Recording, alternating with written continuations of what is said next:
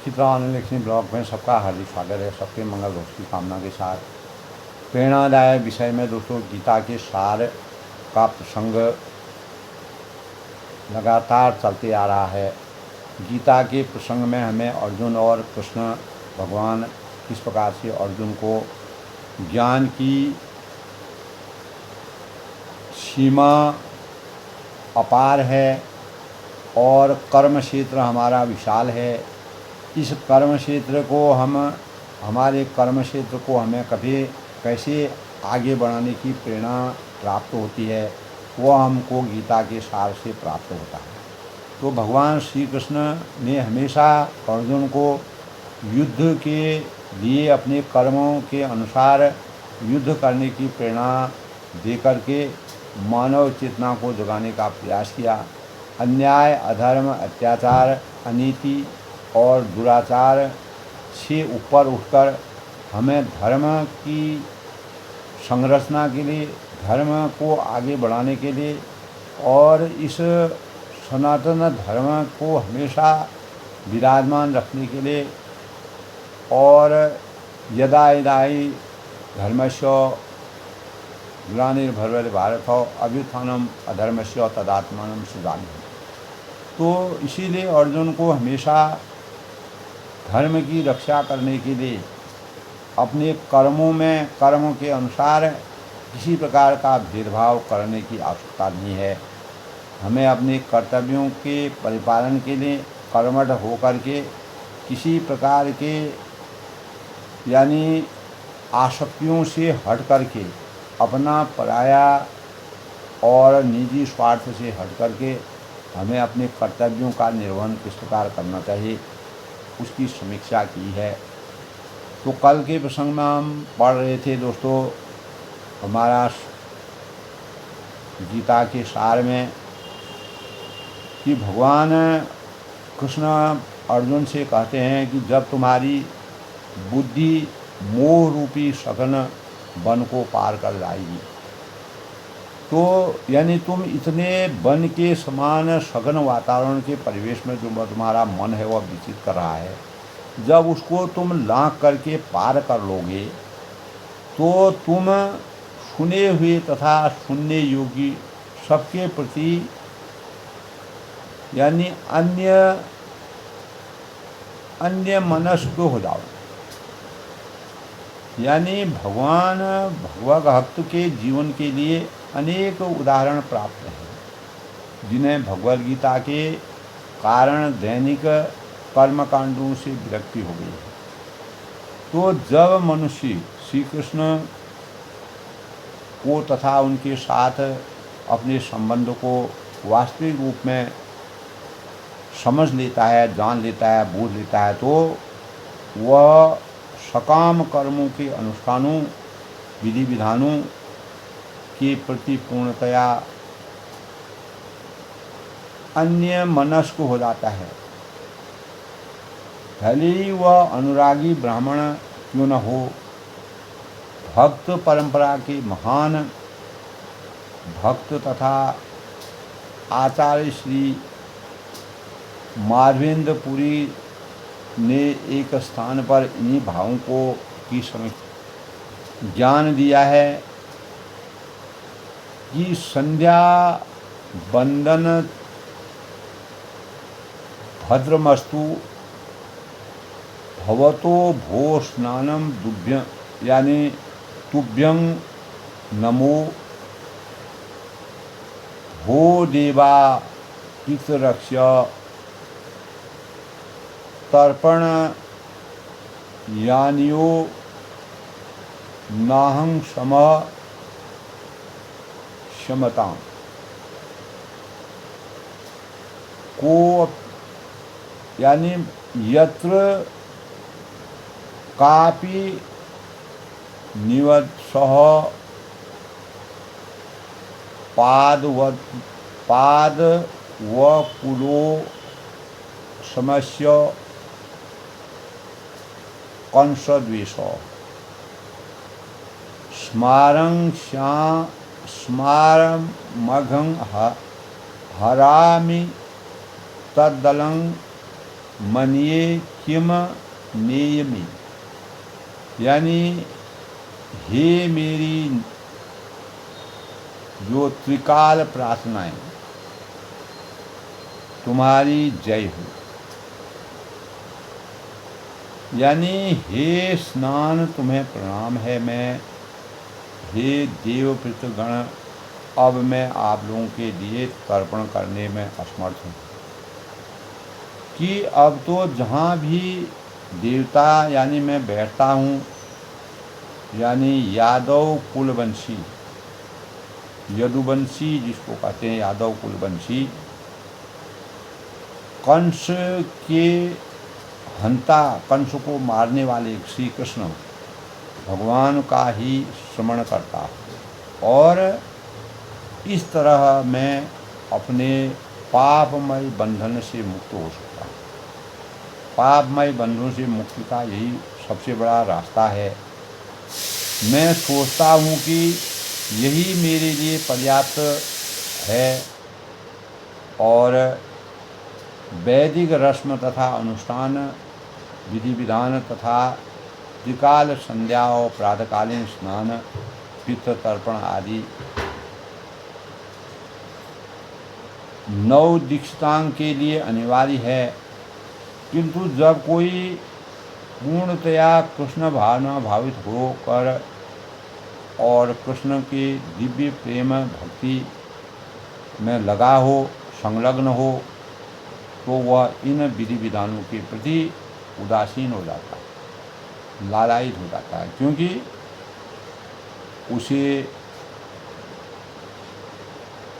उसे पहले ही सिद्धि प्राप्ति हो चुकी होती है।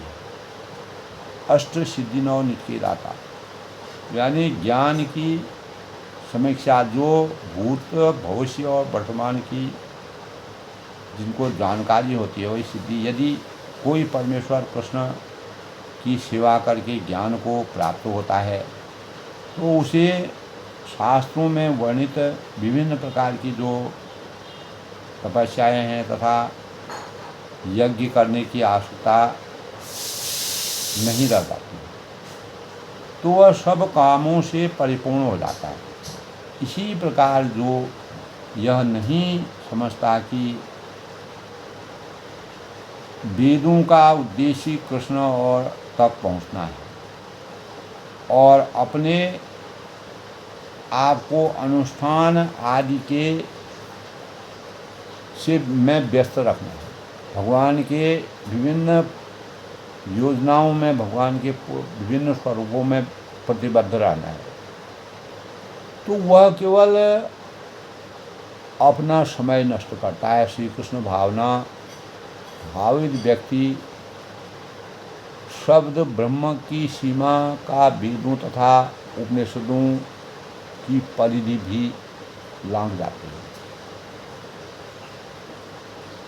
तब भगवान श्री कृष्ण अर्जुन से कहते हैं, जब तुम्हारा मन वेदों की अलंकारमयी भाषा से विचलित न हो और वह आत्म साक्षात्कार की समाधि में स्थिर हो जाए, तो तुम्हें दिव्य चेतना प्राप्त हो जाएगी।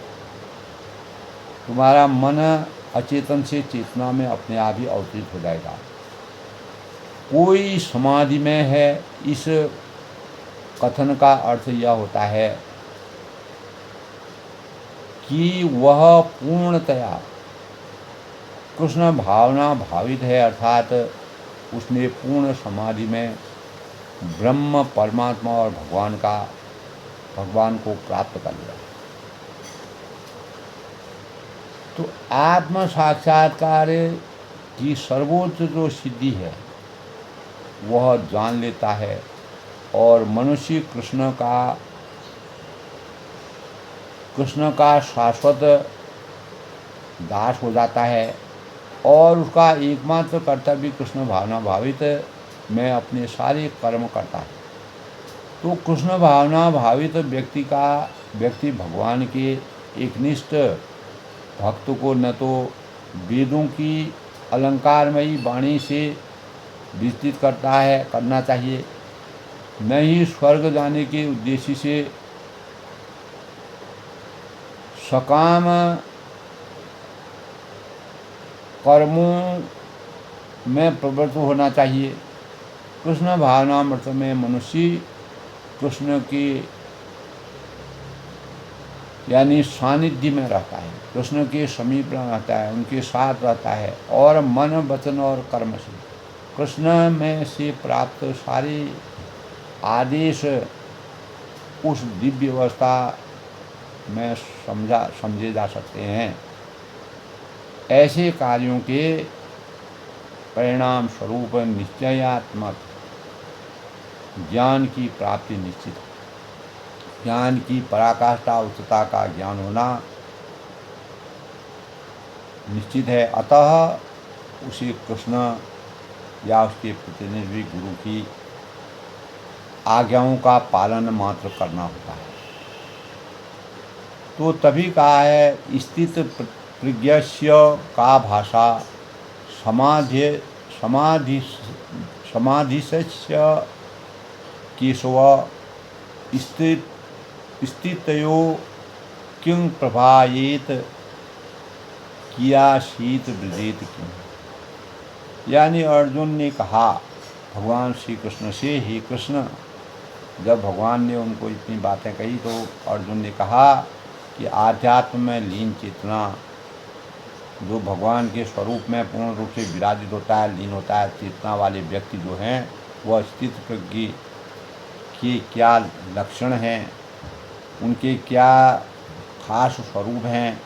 यानी आध्यात्म में जो लीन चेतना वाले जो व्यक्ति स्थिर हमेशा अटल रहते हैं, उनकी क्या पहचान है, क्या लक्षण है। तब अर्जुन उनसे पूछते हैं वह कैसे बोलता है तथा उसकी भाषा स्थितियों किंग प्रभाषित, और किया शीत ब्रजेत किम, और वह किस तरह बैठता है और चलता है। तब भगवान श्री कृष्ण कहते हैं कि जिस प्रकार, इसका तात्पर्य यह है कि जिस प्रकार प्रत्येक व्यक्ति के उसकी विशिष्ट स्थिति के अनुसार कुछ लक्षण अवश्य होते हैं। हर मनुष्य, हर व्यक्ति, हर सृष्टि में जो भी प्राणी पैदा अवतरित होता है उसकी कुछ न कुछ खास पहचान होती है। और उसी प्रकार कृष्ण भावना भाषित पुरुष का भी विशिष्ट स्वभाव होता है। तो यथा उसका बोलना, चलना, सोचना आदि जो ये भाव होते हैं, जिस प्रकार धनी पुरुष के कुछ लक्षण होते हैं जिनसे वह धनवान कहने वाला हो जाता है, लोग उसको धनवान करके पुकारते हैं। और जिस तरह रोगी अपने रोग के लक्षणों से जाना जाता है, या कि विद्वान अपने गुणों से विद्वान जाना जाता है, उसी तरह भगवान श्री कृष्ण को दिव्य चेतना से युक्त व्यक्ति अपने विशिष्ट लक्षणों से जाना जाता है। तो इन लक्षणों को भगवद गीता से जाना जा सकता है। किंतु सबसे महत्वपूर्ण बात यह है कि कृष्ण भावना भावित जो व्यक्ति किस तरह बोलता है, क्योंकि वाणी ही किसी मनुष्य का सबसे महत्वपूर्ण गुण है, लक्षण है। कहा जाता है कि सूर्य का पता तब तक नहीं लगता है जब तक कि वह बोलता नहीं। यानी एक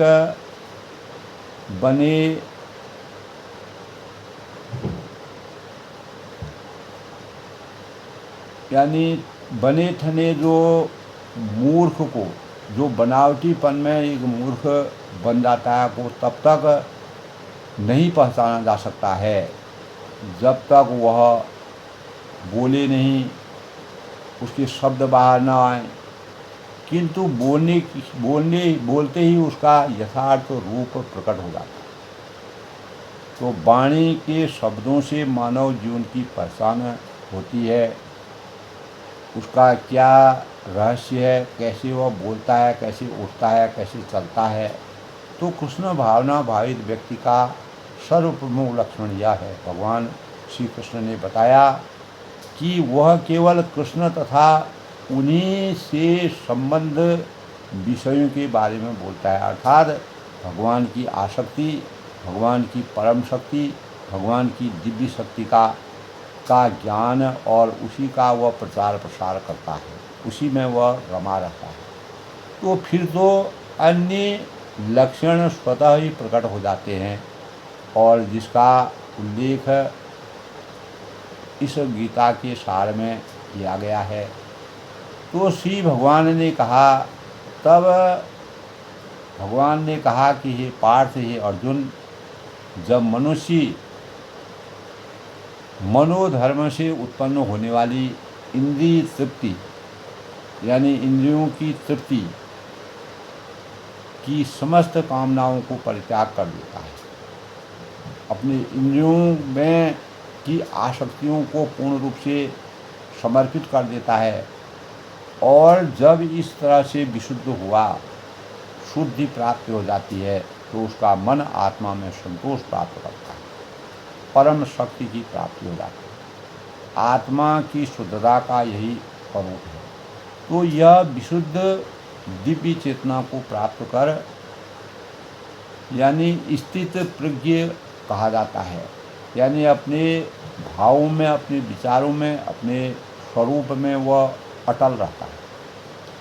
कहने का तात्पर्य भगवान श्री कृष्ण का यही है कि श्रीमद् भागवत में पुष्टि हुई है कि जो मनुष्य यानी पूर्णतया कृष्ण भावना भक्तिया भगवत भक्त होता है, भगवान की आसक्ति में पूर्ण रूप से लीन हो जाता है, ब्रह्म में लीन हो जाता है, उसमें यानी महर्षियों, जो महर्षि होते हैं, ऋषि होते हैं, मुनि होते हैं, कि ये समस्त सद्गुण पाए जाते हैं।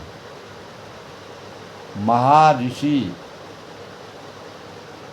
जो ज्ञानी होते हैं, विलक्षण प्रतिभा के लोग होते हैं, जो साधना में रत रहते हैं, तो उस मनुष्य जो कृष्ण भावना में व्यक्ति भावना भावित हो जाते हैं, उनमें ये लक्षण पाए जाते हैं। किंतु जो व्यक्ति आध्यात्म में स्थित नहीं होता है, परमात्मा के नज़दीक आध्यात्म की प्रेरणा नहीं देता है, उसमें एक भी योग्यता नहीं होती है, चाहे वह कितना ही धनी हो, विशाल हो, क्योंकि वह अपने मनोधर्म पर ही हमेशा आश्रित रहता है, अपने मन के धर्म पर ज़्यादा निहित रहता है। तो केवल यहाँ यह ठीक ही कहा गया है कि दोस्तों, व्यक्ति का मनोधर्म द्वारा कल्पित सारी विषय वासनाओं को त्यागना होता है,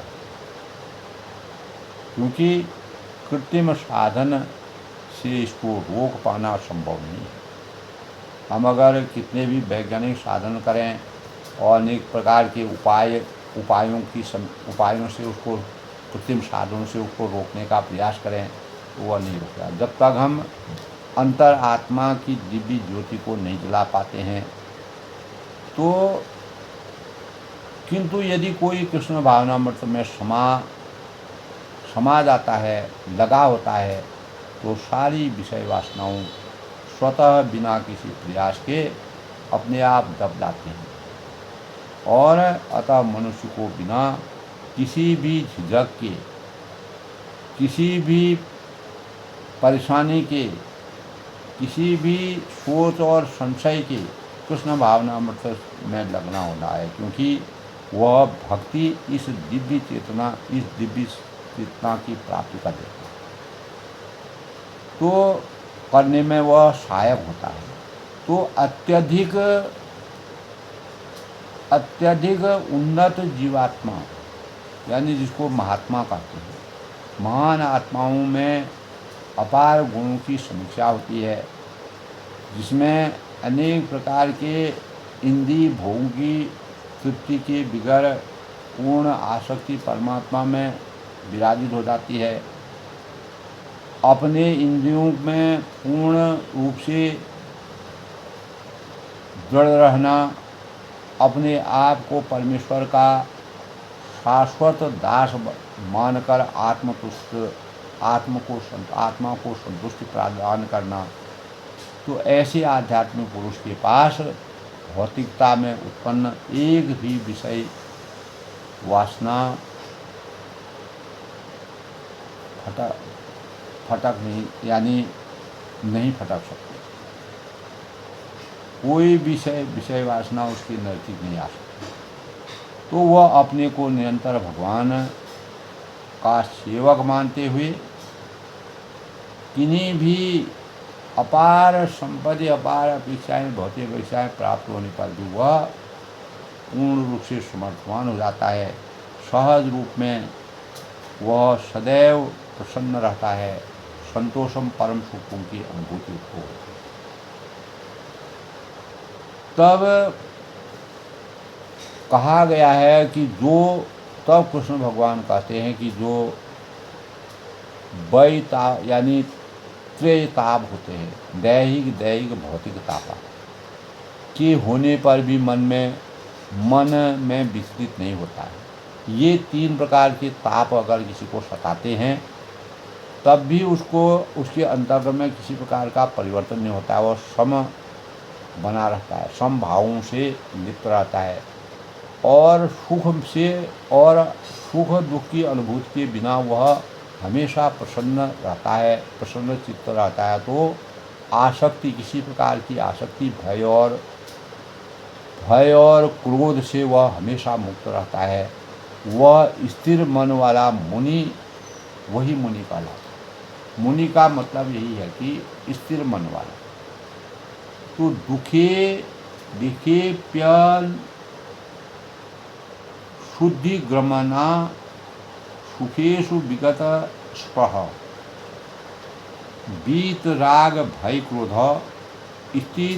स्थित धीम और निरुद्ध के, यानी जो दैहिक भौतिक तापों के होने पर भी मन को विचलित नहीं होता है, मन से विचलित नहीं होता है।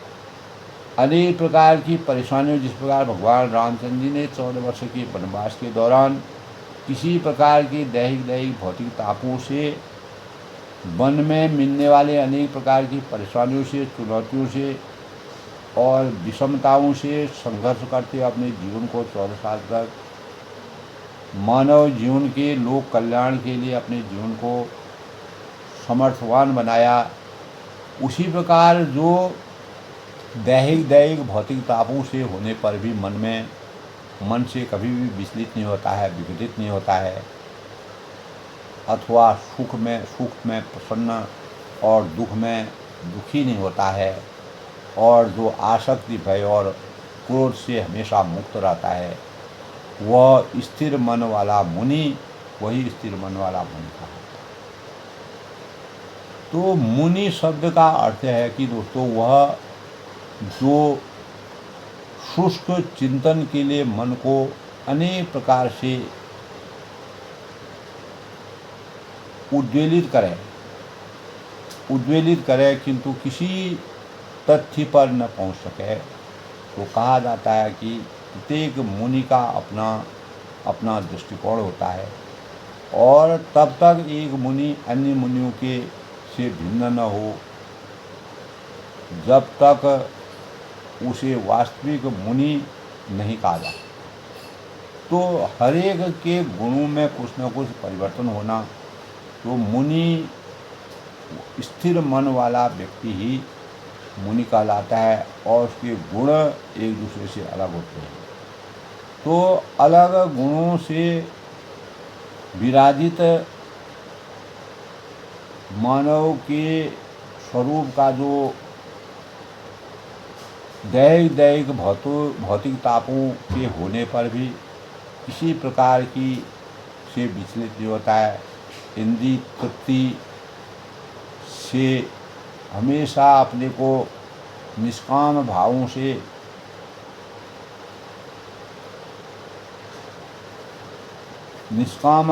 से अपने जीवन को परिमार्जित करते हुए कभी भी विचलित नहीं होता है, अथवा सुख से प्रसन्न नहीं और दुख से दुखी नहीं, जो आसक्ति, भय और क्रोध से हमेशा मुक्त रहता है, वह स्थिर मन वाला मुनि ही कहलाता है। इस प्रकार भगवान श्री कृष्ण ने अर्जुन को अनेक भावों से कृष्ण भावनामृत में गीता सार के प्रसंग में चैतन्य महाप्रभु ने इस प्रकार का वर्णन भगवान श्री कृष्ण और अर्जुन की समीक्षा के प्रसंग में किया है, जिससे अर्जुन का ज्ञान खुलता है और कृष्ण भावना भावित होकर के वह आगे को प्रेरणा के पात्र के स्वरूप में विराजित होकर मानवता का असली कर्म भावों को निभाने में सक्षम होता है। तो दोस्तों, आज के गीता सार में भगवान श्री कृष्ण और अर्जुन के मध्य इस प्रकार का जो प्रसंग है, वह जो है हमारी चेतना को, हमारी बुद्धि को, हमें अपने इंद्रियों के से तृप्ति के भावों से कैसे कृष्ण भावना भावित में अवतरित होना चाहिए, उसकी समीक्षा बड़े ही सुंदर ढंग से की है, जो हमारे जीवन के लिए एक प्रेरणा के रूप में ज्ञान की उच्चता का सबसे बड़ा स्वरूप है। अपनी वाणी को विराम देते हुए कल फिर नए प्रसंग के साथ, तब तक के लिए मैं सबका अभिनंदन करता हूँ, स्वागत करता हूँ, सबके मंगल भोग की कामना।